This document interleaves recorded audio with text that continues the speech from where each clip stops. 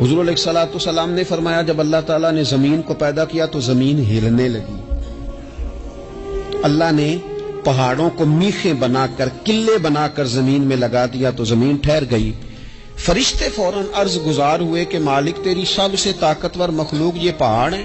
فرمایا نہیں، لوہا جو ہے نا وہ پہاڑوں سے بھی طاقتور ہے، کیونکہ لوہا پہاڑ کو کاٹ دیتا ہے۔ یا اللہ پھر لوہا سب سے طاقتور ہے؟ فرمایا نہیں، آگ اس سے بھی طاقتور ہے۔ کیا آگ سب سے طاقتور ہے؟ تو فرمایا نہیں، پانی بھی ہے۔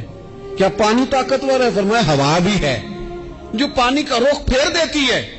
مسلمانوں خدا را اس سے بڑا ذوق نہیں ملے گا۔ میں طاقتور ہونے کا طریقہ بتا رہا ہوں۔ ہمارے ہاں لوگ سمجھتے ہیں کہ میں بولتا زیادہ ہوں اس لیے میں طاقتور ہوں، میرے پاس اسلحہ زیادہ اس لیے میں یہ دیکھو حضور نے بتایا طاقتور کون ہوتا ہے۔ یا رسول اللہ پتھر پہاڑ طاقتور ہے؟ تو فرمایا نہیں، ان پر تو لوہا ہے، لوہا طاقتور ہے، نہیں اس پر تو آگ ہے، آگ طاقتور ہے، نہیں اس پر تو پانی ہے، پانی طاقتور، اس پر تو ہوا ہے۔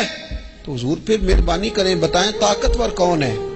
تو یہ دیکھو نا، یہ یاد رکھو نا، یہ کائنات کے سب سے بڑے حکمت والے محبوب کی بات یاد رکھو نا۔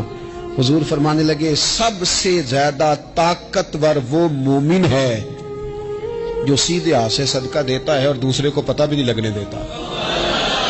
اس ہاتھ سے صدقہ دیا اور اس ہاتھ کو پتہ، جس میں یہ اخلاقی طاقت آ جائے نا کہ اللہ کے راستے میں دے کر پھر اسے چھپانا آ جائے، بڑا طاقتور آدمی۔ میں یہ سب سے بڑا طاقتور ہے جس نے اپنے رب سے راز نیاز شروع کر لیے، اللہ کے راستے میں دیتا ہے پھر کسی کو خبر۔ یہ کون سی طاقت ہے؟ یہ روحانی طاقت ہے، یہ اخلاقی طاقت ہے، یہ کردار کی طاقت، یہ سوچوں کی طاقت ہے، یہ آپ کے مزاج کے بلند ہونے کی طاقت ہے۔ لیکن اگر مسجد میں ٹائلیں لگوا کر بھی ایک ٹائل پہ نام لکھوا لیا ہے، اگر کہیں تعاون کر کے بھی کہا میرا ذکر کرو، کوئی خدمت کر کے کہا میرا نام لو، پھر آپ کمزور ہیں، پھر آپ طاقتور نہیں ہیں، پھر آپ نے بزدلوں جیسا کام کیا، پھر آپ نے وہ رنگ اختیار کیا ہے جو شاید آپ کو ذہنی طور پر بڑی کوفت میں مبتلا کر دے۔ تو اعصابی طاقت، اعصابی قوت، آپ دیکھیں حضرت صدیق اکبر رضی اللہ تعالیٰ عنہ، حضور نے تربیت کی تھی نا۔ میں ذمہ داری سے کہتا ہوں کہ تعصب کی عینک نہ کسی نے پہنی ہو، ورنہ کائنات میں عشق کی داستان ختم ہو جاتی ہے جناب صدیق اکبر پر۔ جو پیار انہوں نے مدینے والے محبوب سے کیا ہے کوئی کر ہی نہیں سکتا۔ اور ہر وقت کی جدائی، ہر وقت کی، یعنی بیٹھے بیٹھے نا حضور کے وصال کے بعد بیٹھے بیٹھے حضرت صدیق اکبر اٹھ کے نا تو ایک رستے پہ چلنا شروع ہو گئے۔ کسی نے پوچھا ابو بکر کہاں جا رہے ہو؟ کہنے لگے یار ایک دن نا محبوب 2-3 دن کے لیے کہیں گئے تھے، اس رستے واپس آئے تھے، جنہاں دے دل پر جانی وچھڑن کون روے پھر تھوڑا، اے سب روگاں دا روگ محمد جس دا نام وچھوڑا۔ پریشان ہوں تو دل کر رہا پتہ نہیں یہاں سے آ نہ جائیں۔ اتنا زیادہ محبوب کی غلامی اور نبی پاک کی محبت کا ذوق، لیکن اعصابی طور پر مضبوط کتنے تھے؟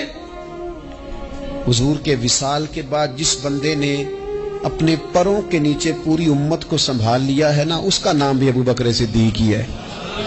ایسے ایسے سنبھال لیا، سب سنبھال، دکھ سب سے زیادہ لیکن سنبھالا۔ کوئی زکوٰۃ کا منکر پیدا ہو رہا ہے، کوئی ختم نبوت پہ حملہ کر رہا ہے، کوئی کچھ ہو رہا ہے، کوئی کچھ ہو رہا ہے، ابو بکر صدیق نے فرمایا سارے لشکر روانہ کرو، جہاں جہاں حضور نے فرمایا تھا جہاد کرو۔ فرمایا جو ایک رسی بھی زکوٰۃ کی نہیں دے گا وصول کریں گے۔ لوگوں نے کہا حضور حالات بڑے اور طرح کے ہیں، کیسے کام چلے گا؟ حضرت عمر جیسے دلیر بندے بھی کہنے لگے جناب یہ نظام کیسے چلے گا؟ تو ابو بکر صدیق فرمانے لگے عمر تجھے تیری ماں روئے، تو بڑے مضبوط مزاج کا تھا، یہ مجھے کیا پیغام دے رہا ہے؟ فرمایا عمر یاد رکھ اگر میں مدینہ منورہ میں اکیلا بھی رہ گیا اور جنگل کے درندے میرا آ کے گوشت بھی نوچ کے لے گئے تو پھر بھی میں ان اصولوں پر کھڑا رہوں گا جن اصولوں پر مدینے والے رسول نے مجھے کھڑا کیا ہے۔ ذرا گنجائش نہیں۔ ہم یہاں سے مضبوط لوگ ہیں، یہاں سے ذہنی بلندی، ذہنی پختگی، یہ حسن ہے زندگی کا۔ یہ کیا بات ہوئی؟ پرسوں فیصلہ کوئی اور تھا، سویرے پروگرام کوئی اور